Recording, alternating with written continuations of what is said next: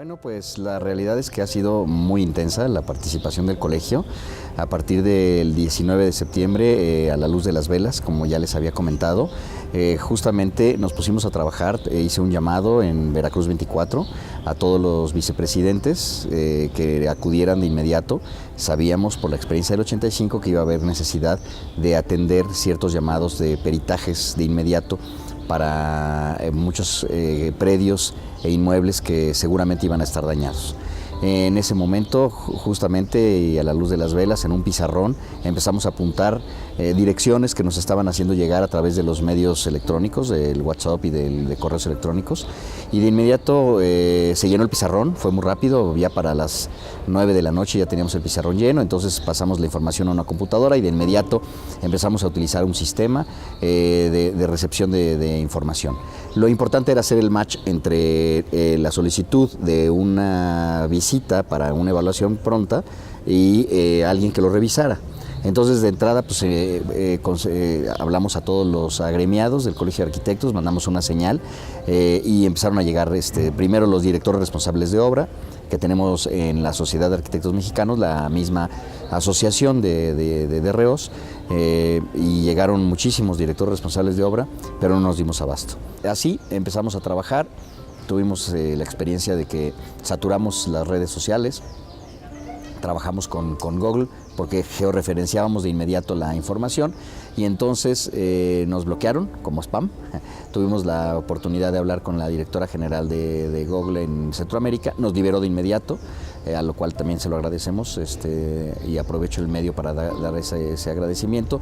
Lo mismo que Telmex, también el ingeniero Slim nos mandó de inmediato a Veracruz 24 20 gigabytes de velocidad en la información en el internet, porque teníamos 5, entonces nos hacía falta el potencial, porque de inmediato los millennials todos llegaron y la verdad es que yo les quiero agradecer y aprovechar este momento para todos los jóvenes que se veían siempre como con lentes de caballo y con sus audífonos y sus computadoras o sus iPhones sin hacerle caso a nadie.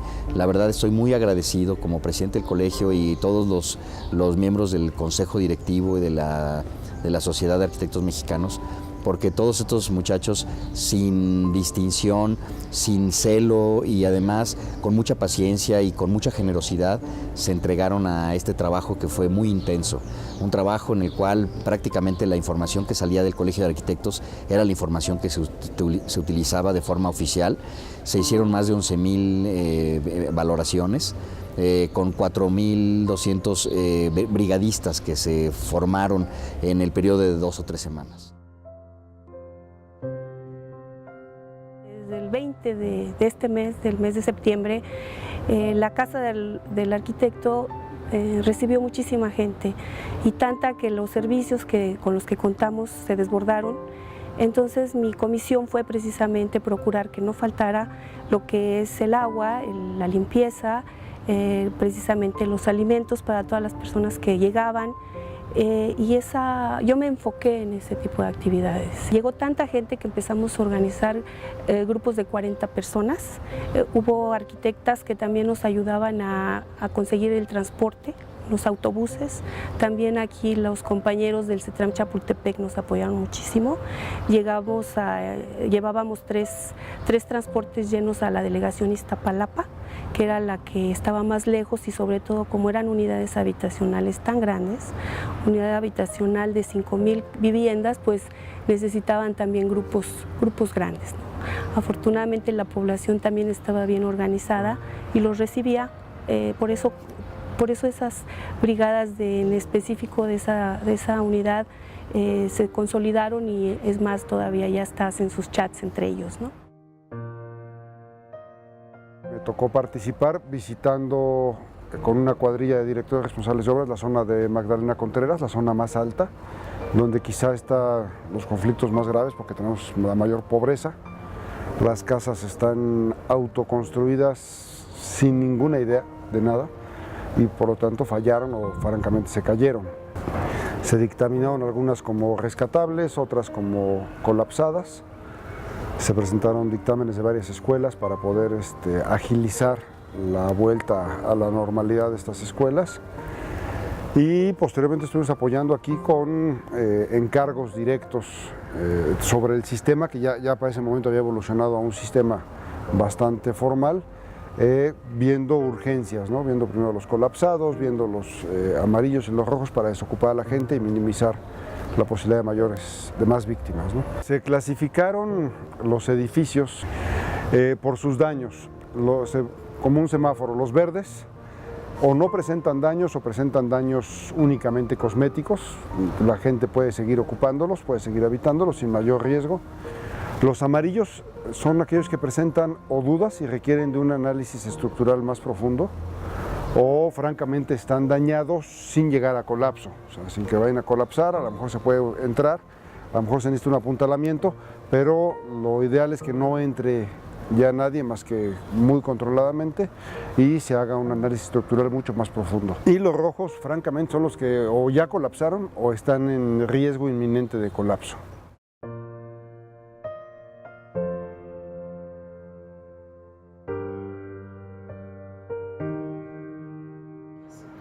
Primero tenemos un registro en línea, tanto de inmuebles como de brigadistas. Entonces el registro lo tenemos en una página web que es app.brigadacdmx.org. Ahí podemos recibir todos los registros de profesionistas y registros de inmuebles.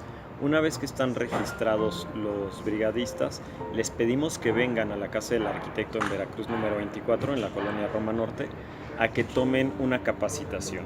Ya que están capacitados y registrados, entonces se les asignan los inmuebles y pueden hacer una primer valoración, que es una evaluación rápida de los inmuebles. Ese es el primer paso. La segunda etapa es a partir del resultado de la primera, que termina en un semáforo de riesgo alto, riesgo medio o riesgo bajo. Los inmuebles de riesgo alto, lo que hacemos es que los mandamos a una segunda valoración, pero con especialistas. Estos son directores responsables de obra o corresponsables en seguridad estructural. Lo primero era identificar el tipo de sistema estructural que tenía el edificio, es decir, distinguir si era un sistema de marcos, distinguir si era un sistema de marcos de concreto, marcos rígidos, si eran de acero, si era un sistema de muros de carga, si eran sistemas mixtos, porque en muchos casos se presentan sistemas mixtos, si era tipos de losa, de estructuraciones de losa, en fin, la calidad de las particiones o de las divisiones, si eran estructurales o no estructurales, y esto era fundamental. A veces costaba trabajo porque lo primero es, ante muchos edificios, la estructura está oculta, están ocultas tras muros de tabla roca o están ocultos. Entonces lo primero era identificar el sistema estructural para ver si había sufrido algún tipo de daño. Y después, una vez evaluando los daños que eran visibles, determinar si eran de carácter estructural o no estructural, y ponderar el nivel de riesgo que esto podía significar. Esa era, digamos, más o menos la estructura que seguimos. Ya después el llenado del formato, y la parte, insisto, más importante era, desde mi punto de vista, la parte de conclusiones y de observaciones, donde básicamente se determinaba en esta emergencia si el edificio podía seguir siendo habitable en lo inmediato, o si tenía que ser desocupado en tanto no se resolviera con mayor profundidad un dictamen.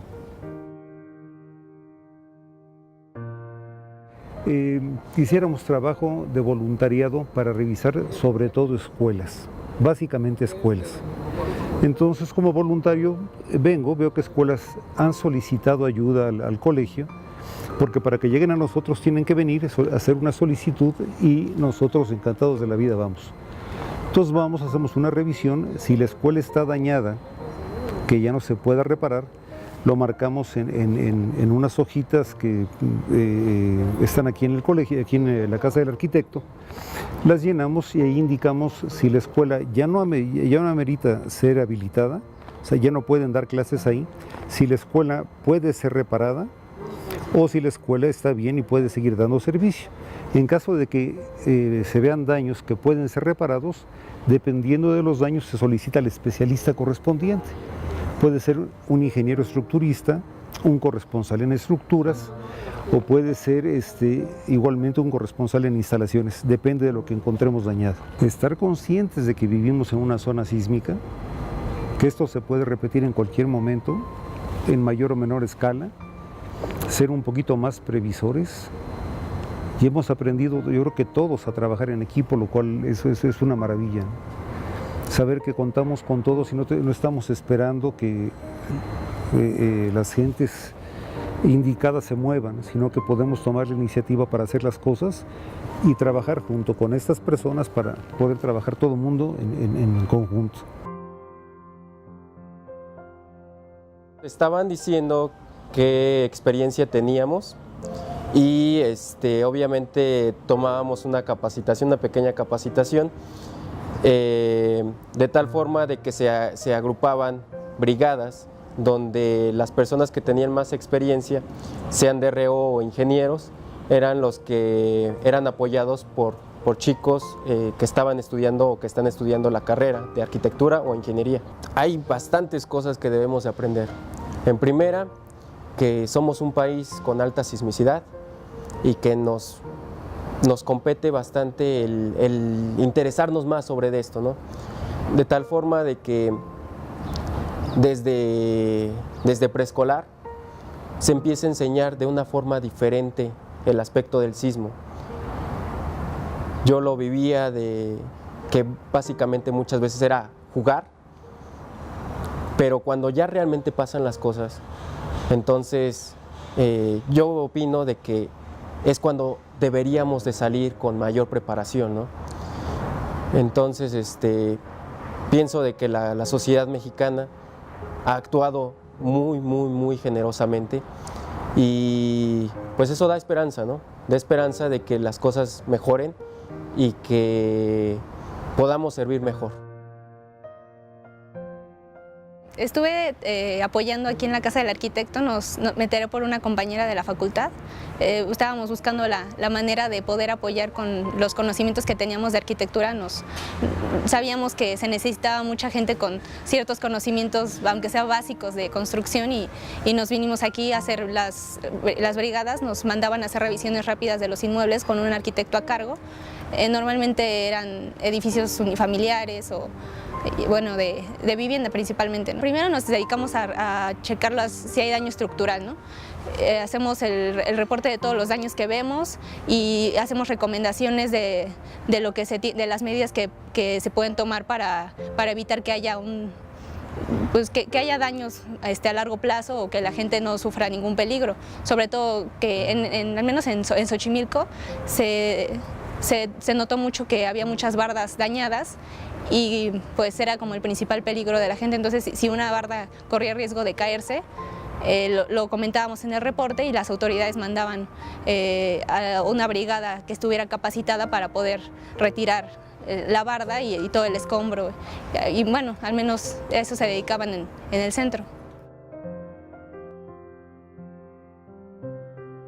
Parte importante es el agradecimiento a todos los restauranteros que estaban alrededor de Veracruz 24, la zona de la colonia Roma Sur, porque nos hicieron el favor de llevarnos alimento para todos los brigadistas que estábamos ahí. Éramos más de 100 personas, yo creo que estábamos metidos ahí en la Casa del Arquitecto, en Veracruz 24, y agua, nos llevaron refrescos, nos llevaban tamales, nos llevaban tortas, nos llevaban gourmet, nos llevaban comida.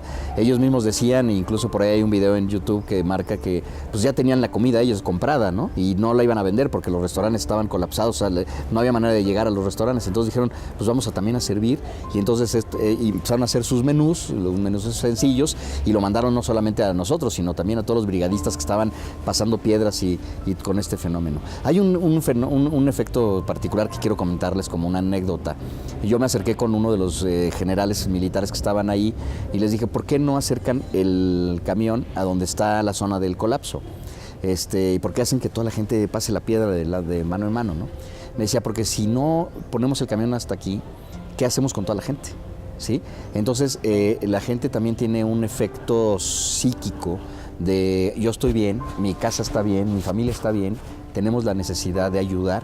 y entonces el pasar la piedra y el pasar el agua y pasar todos estos implementos es una forma de colaborar, y eso es algo que como sociedad debemos de rescatar. Es un fenómeno extraordinario que si lo hiciéramos no solamente cuando hay un evento perturbador, sino cuando en todos los aspectos de la vida, la sociedad tendría un crecimiento magnífico, ¿no? Tendríamos una cosa muy buena de crecimiento social, ¿no? Y bueno, pues el agradecimiento a todas las personas que nos ayudaron, a las sociedades de arquitectas mujeres que nos llevaban también de alimento, la sociedad de arquitectos evaluadores que también estuvieron ahí, todos los vicepresidentes, todos los DROs, todos los corresponsables en seguridad estructural que estuvieron participando.